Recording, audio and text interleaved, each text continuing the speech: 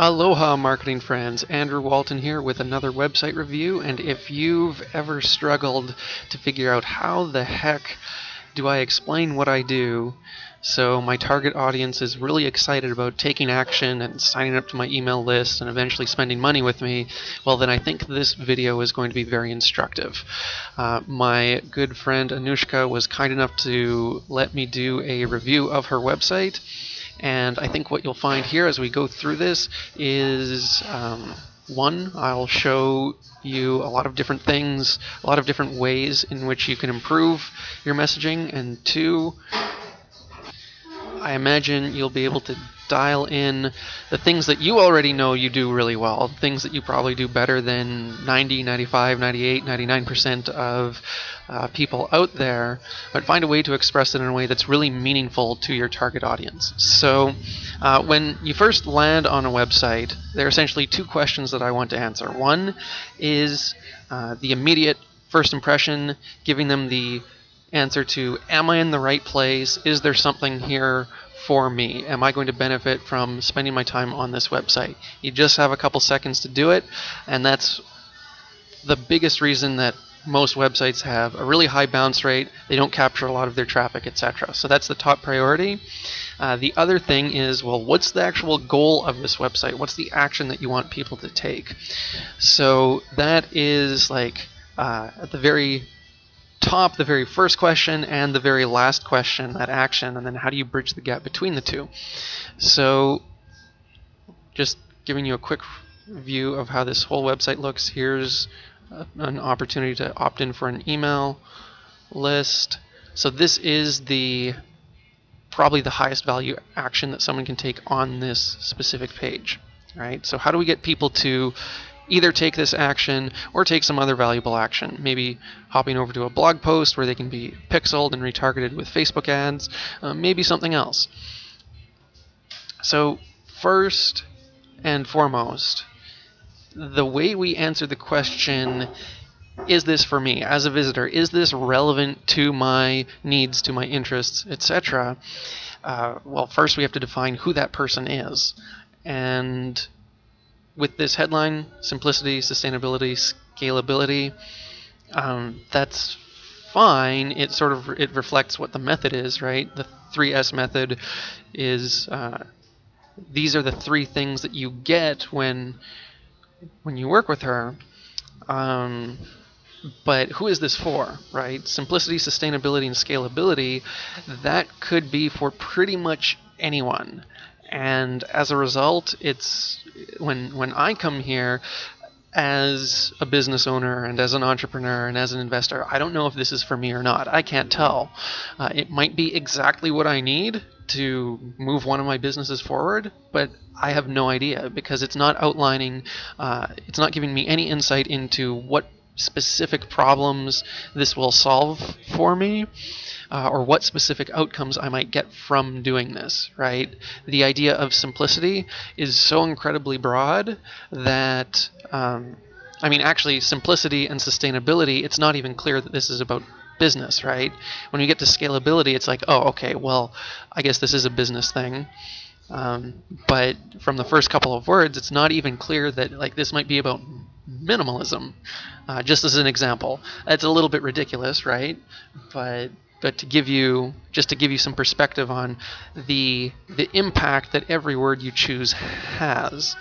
Now, I want to give you some additional perspective here. So we're talking about business, right?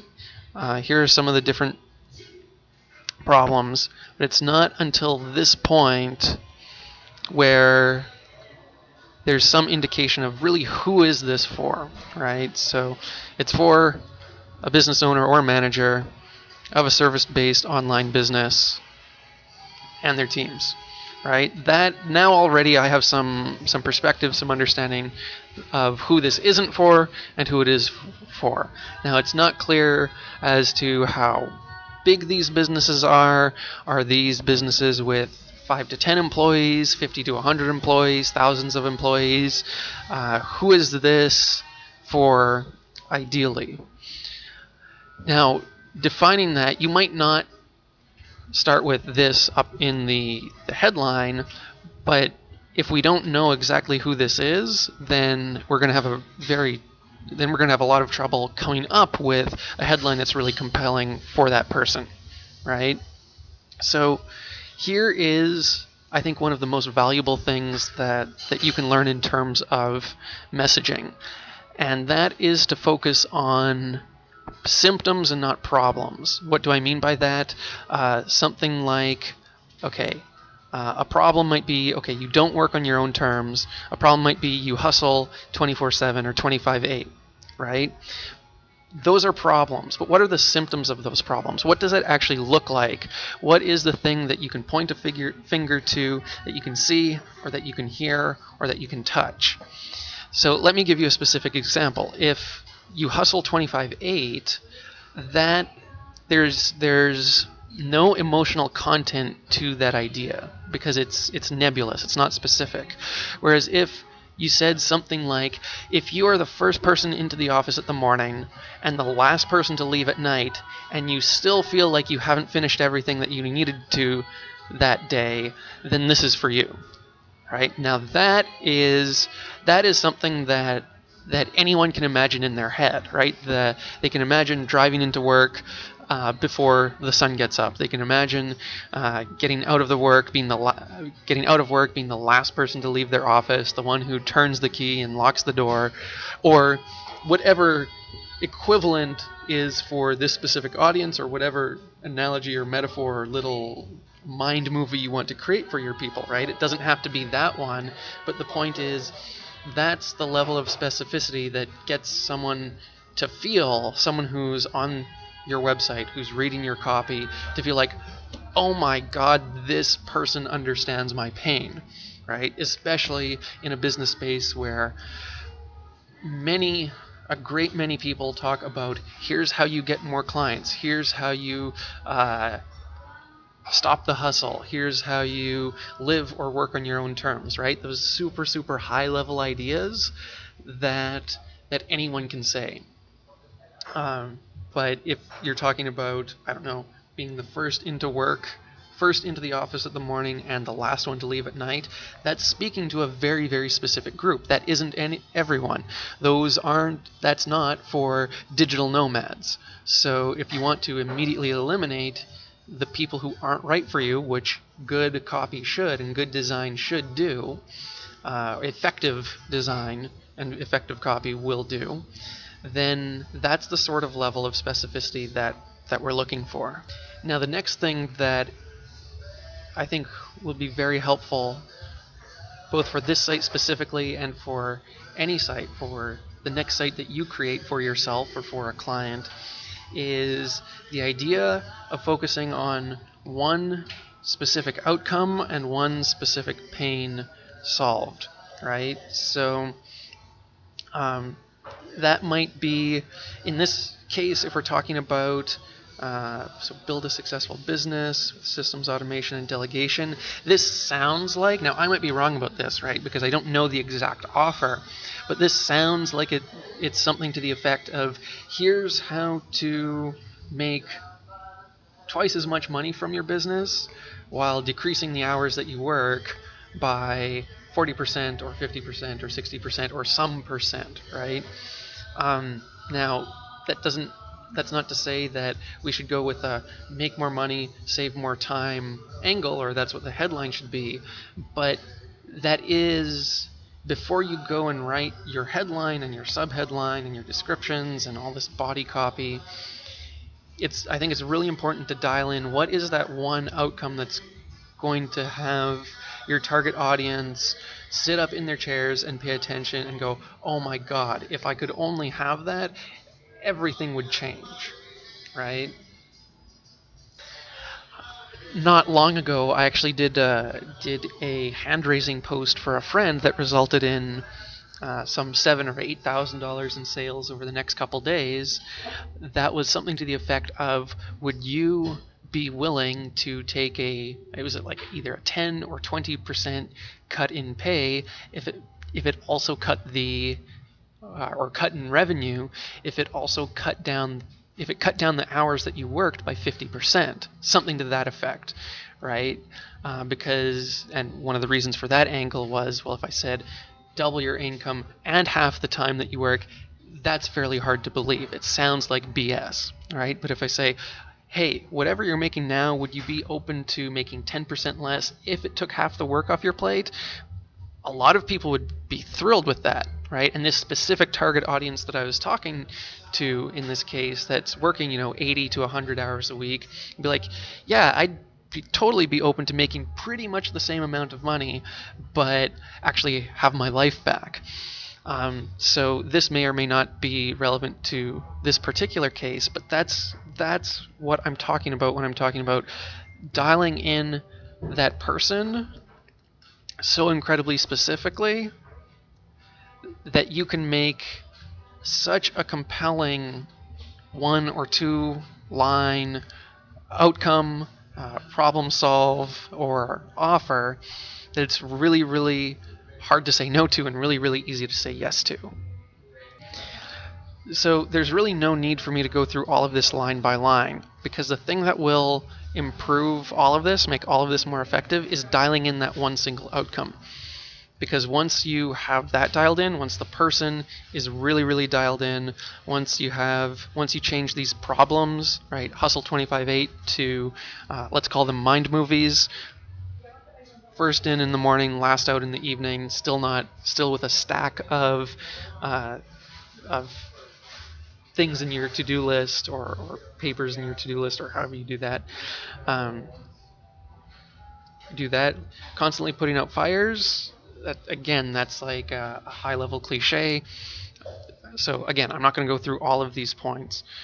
They pretty much will solve themselves by dialing that one thing in. So here's the mindset piece that'll help you do this effectively. A lot of us, and myself included, almost every business person, every entrepreneur, possibly every human being, it seems to me, struggles with being specific because it's like we're cutting off our options, right? And it's also in some sense, if we're really, really specific about what we want to do, then it also gives us the criteria for our own failure. And we can compare ourselves to that ideal that we have and say, oh, it's not working for me. When you're very, very specific, that's sort of the downside. You're comparing yourself to something, or you can compare yourself to something that you haven't yet achieved and look down on yourself. And that's painful to do. It's like, oh, I haven't made it yet. I haven't figured it out yet. If we don't define what it is we're doing clearly enough, then we don't have a basis for saying, oh, I'm not there yet. Which is I think that's kind of interesting. That may or may not be relevant in this particular case, and it may or may not be relevant to you specifically, but I think it's something interesting to consider and something to think about. On the other hand, dialing in the specificity, while it does have sort of this psychological weight to it that, oh, I'm cutting off my options, or, oh, I'm giving myself criteria for my own failure, it really, at the end of the day, is the only way to stand out from everyone else who is saying the same sort of general stuff, right? And it's really the only way to answer this question when I immediately land on this site. And most sites have, it's somewhere around 95 or 98% of people who leave a site will never come back. And that was proven by a lot of data of Neil Patel's, who gets, like 5 or 8 or 10 million visits per month across his different websites. He showed that it's somewhere up in the high 90th percentile. If a visitor bounces, they will never come back to your site again. And really the only way to get people to stay on your site is to be able to have them raise their hand and immediately say, this absolutely is for me. This person with this website is talking specifically to me, and to my desires, and to my problems. So one other thing that I think would be helpful for this website in particular, and it's, I think, a good principle to keep in mind, is think about what is the smallest single next step that someone can take, right? The one thing that you could give them now that gives them an immediate result, because when we're talking about simplification and creating sustainable systems and scalable systems and automation and delegation and all this stuff, right? That's a really long-term sort of plan. That's not something that you put together over 24 hours. Within all that, though, what is the one thing that someone could do today within the next hour that will measurably move the needle for them? And that is the thing that I would offer to get the email address. Because stopping the overwhelm, that's also very broad and general and sounds like a long-term transformation, right? There's probably, as within any system, if we're talking about the 80-20 rule, there are some things that are going to simply be much more effective at reducing that overwhelm or saving time or whatever that outcome is. So thinking about what's the one thing that I can give someone today. If I was going to get on the phone with someone and change their business and get them a result so they want to then take the next step with me, what would that be? Just like in this video, I didn't talk about every aspect of website design. I didn't talk about every aspect of, well, should this section be above or below this section? What sections should we add in? What about the font choices? What about color scheme? What about all these other things, right? All these other elements of design. I focused on the one specific thing that I believe will create the most result both for Anuschka and her website, and for every single person who watches this video who has a site of their own that they're looking to improve. This entire video is about that one single concept, right? Because if you do one thing after watching this video, that's the one thing that I want you to do. I want you to dial in that very specific individual that you're speaking to, and that very specific pain that you're going to solve and gain that you're going to provide, and express it, take it from talking about problems to talking about the symptoms of those problems and then the result that you're going to get them. You could argue that that's more than one thing, but it's all that single concept, right? If you do that one thing, your copy may not write itself, but it will be much harder for you to write things that don't make sense to people. So that's my one goal for you as a result of this video, and hopefully that ties in nicely with this concept on multiple levels. So I'm going to leave this here. The next thing that I want you to do is go and look at your own website and see how you can apply these concepts and these principles, especially above the fold here. The first thing that people are going to see, I think it would make sense to have some sort of call to action in this space here, because most people will not scroll. Now, scroll rates have increased thanks to things like the Facebook newsfeed and Pinterest and what have you, and people have learned to scroll, but still, we're talking 80-20, we're talking about the prime real estate on your website. Having a call to action above the fold is almost without exception improves conversion rates, right? Email sign-up rates, or whatever the goal of your website is. So go have a look at that, go implement that, and let me know how it goes. And if you have any questions, feel free to reach out. I'd be more than happy to answer any questions that you have. And if you'd like your own website reviewed at some point, feel free to comment below this video or reach out to me personally, and maybe we can do that. So until next time, I'm rooting for you, and I will talk to you soon.